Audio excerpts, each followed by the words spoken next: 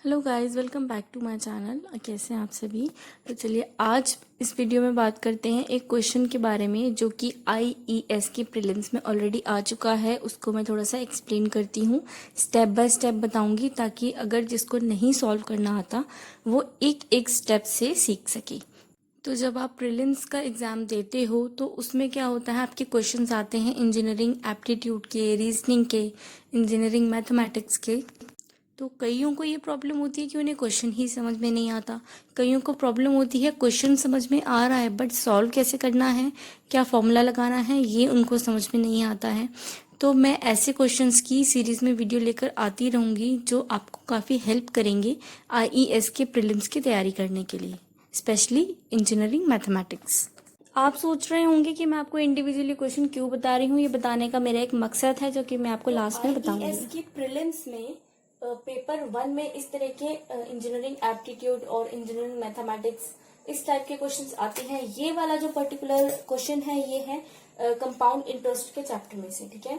तो ये आया हुआ है आईएएस के एग्जाम्स की प्रीलिम्स में। तो इस टाइप के क्वेश्चंस को किस तरह से सॉल्व करते हैं वो मैं आज आपको सिखाती हूँ। ऐसे क्वेश्चंस अगर आप तैयार कर लेते हो और इससे मिलता जुलता कोई डिजिट चेंज होकर भी आ जाता है तो आपके लिए बहुत ज्यादा हेल्पफुल होगा स्कोर करने के लिए।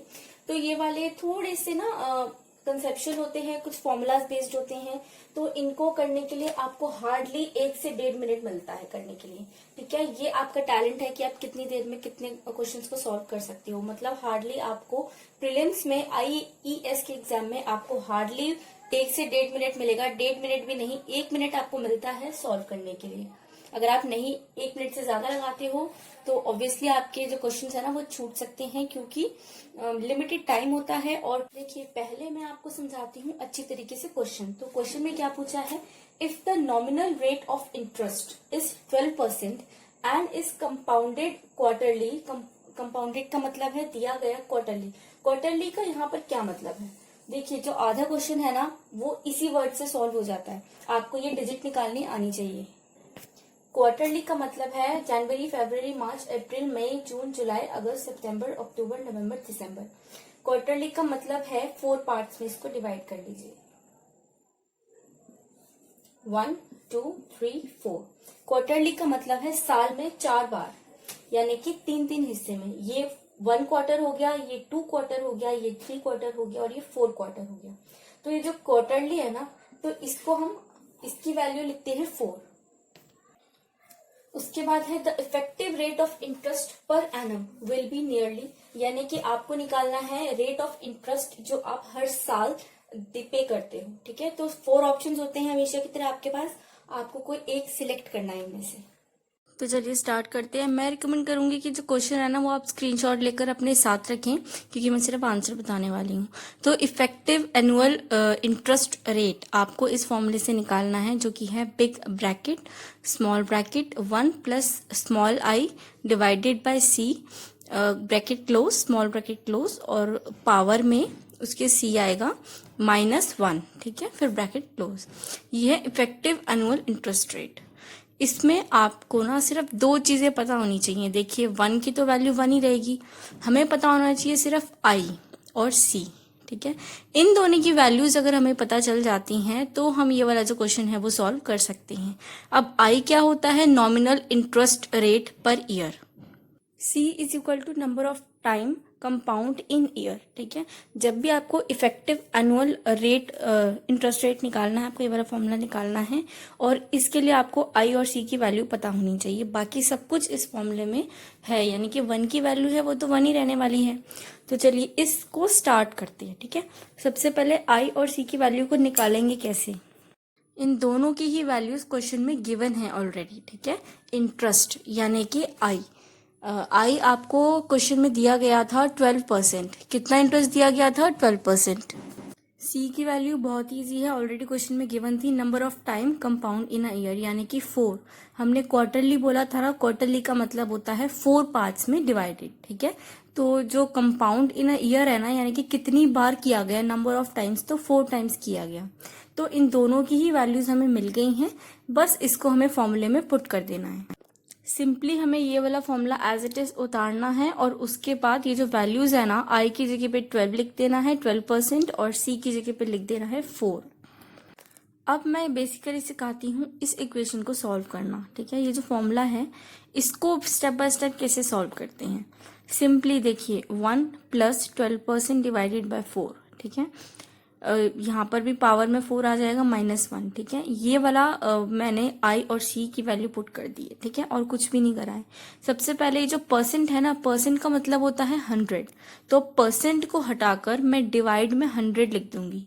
आपने 4th 5th क्लास में ज़रूर पढ़ा होगा कि जो परसेंट को हटा के नीचे 100 आ जाता है। देखिए जो आईईएस की तैयारी होती है ना, ये फर्स्ट से लेकर के बीटेक जितनी भी आपने पढ़ाई करी ना, वो सब काम आती है उसके लिए।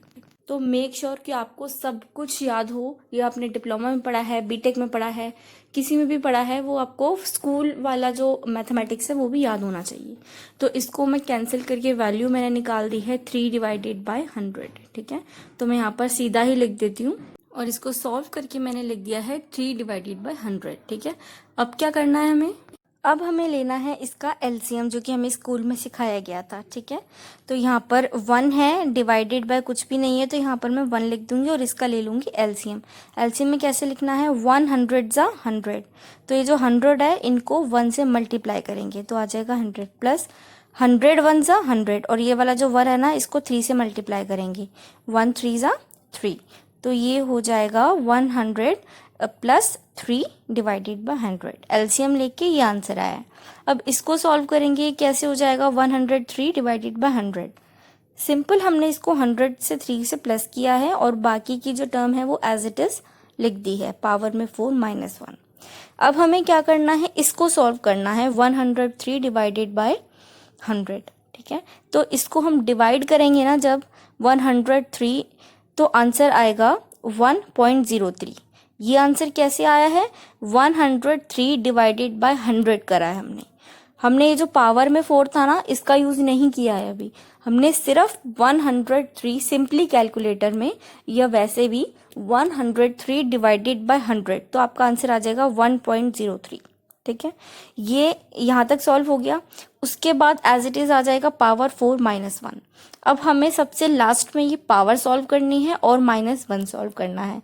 तो 1.03 है 4 टाइम्स। अब हम पावर को सॉल्व करेंगे। पावर का मतलब क्या है, 1.03 4 टाइम्स है, ठीक है। तो इसको कैसे लिखेंगे, 1.03 इंटू 1.03 इंटू 1. ये सब आपको शो नहीं करना है, आपको डायरेक्ट लिख देना है। मैं एक एक स्टेप इसलिए समझा रही हूँ ताकि आप समझ पाओ, ठीक है। मैं डायरेक्ट आंसर लिख दे रही हूँ 1.1255, ठीक है। इसको 1.03 को 4 टाइम मल्टीप्लाई करेंगे तो ये आंसर आ जाएगा। फिर इसमें से अब सबसे लास्ट में -1 को सॉल्व करना है। जो भी आपका आंसर आए उसमें से -1 कर दीजिए, तो आपका क्या आंसर आ जाएगा, 0.1255। अब इस टर्म को हमें मल्टीप्लाई करना है 100 से, क्योंकि हमें परसेंटेज पूछा था। आपको याद होगा हमने शुरू में 100 डिवाइड में किया था परसेंटेज को सॉल्व करने में, ठीक है। तो लास्ट में हम 100 से मल्टीप्लाई कर देंगे और जो हमारा आंसर है ना वो आ जाएगा। तो ये तो सिर्फ पॉइंट में आया आंसर। इस आंसर को परसेंट में लाने के लिए हम लोग 100 से इसको मल्टीप्लाई कर देंगे, तो जो हमारा आंसर है ना वो क्या आ जाएगा, 12.55, ठीक है। ये अब इसमें देखने वाली बात क्या है कि हमारा एग्जैक्ट आंसर नहीं आया है। अगर मैं आपको क्वेश्चन पहले दिखाऊंगी तो उसमें 4 ऑप्शंस थे, जिसमें से जो बी वाला आंसर था वो था 12.6 समथिंग। तो यहाँ पर हमारा आंसर आया है 12.55, ठीक है। तो आप लोग कहेंगे कि ये तो ऑप्शंस में है ही नहीं। तो इन एग्जाम्स में क्या होता है, आपको एग्जैक्ट आंसर कई बार नहीं मिलता है, आपको अप्रोक्सीमेट निकालना पड़ता है, ठीक है। तो 12.55 के अप्रोक्स क्या आएगा, 12.66, है ना। 10 तो नहीं आ सकता, 14 भी नहीं आ सकता, 16 भी नहीं आ सकता, ठीक है। तो 12.55 के जो अप्रोक्स डिजिट है ना, आपको वो वाला इसमें टिक मार्क करना है, ये जैसे कि 12.66, ठीक है। तो ये अप्रोक्सीमेटली इसके थोड़ा सा मिलता जुलता आंसर चलता है ऊपर नीचे। इस क्वेश्चन को सेपरेटली बताने का मेरा ये मकसद था कि कई बार इन एग्जाम्स में क्या होता है, आप आंसर सॉल्व करते हो, सॉल्व करने के बाद आपका जो आंसर है ना वो एग्जैक्ट नहीं आता है, ठीक है। तो जब आपका आंसर एग्जैक्ट नहीं आता है फिर आप सोचते हो शायद मैं कहीं पर गलती कर रहा हूँ, बट गलती नहीं कर रहे हो आप। ये जो ऑप्शन है ना इसमें कई बार अप्रोक्सीमेट जो आंसर है ना वो देखना पड़ता है। तो 12.55 के अप्रोक्स जो डिजिट थी ना, यानी कि 12.6% इसका आंसर था। कई बार जो बच्चे हैं ना वो डीमोरलाइज हो जाते हैं इसी चीज़ को लेकर कि मैं सॉल्व कर रहा हूँ, आंसर नहीं आ रहा है, जो 4 ऑप्शंस बताए हैं उसमें से ये तो कोई आंसर ही नहीं निकला है। तो उनके लिए मैं आपको ये वाला क्वेश्चन मैंने सेपरेटली आपको बताया है कि अप्रोक्सीमेट अगर आपका आंसर आ गया ना तो भी आपका आंसर एकदम सही होता है, आपको पूरे मार्क्स ही मिलते हैं। तो होपफुली आज का जो क्वेश्चन है आपको समझ में आ गया हो, आज की वीडियो आपको पसंद आई हो। पसंद आई तो प्लीज़ लाइक ज़रूर करके जाइएगा, चैनल को सब्सक्राइब ज़रूर कीजिएगा बेल आइकन के साथ, और इस वीडियो को शेयर भी ज़रूर कीजिएगा अपने फ्रेंड्स एंड फैमिली के साथ। अपने बैचमेट्स के साथ इसको शेयर करना मत भूलिएगा, और जो एस्पिरेंट हो IES एग्ज़ाम्स के उनको भी ज़रूर से शेयर कीजिएगा। मिलती हूँ मैं आपसे नेक्स्ट वीडियो पे, जब तक के लिए bye bye, take care and thanks for watching, bye bye.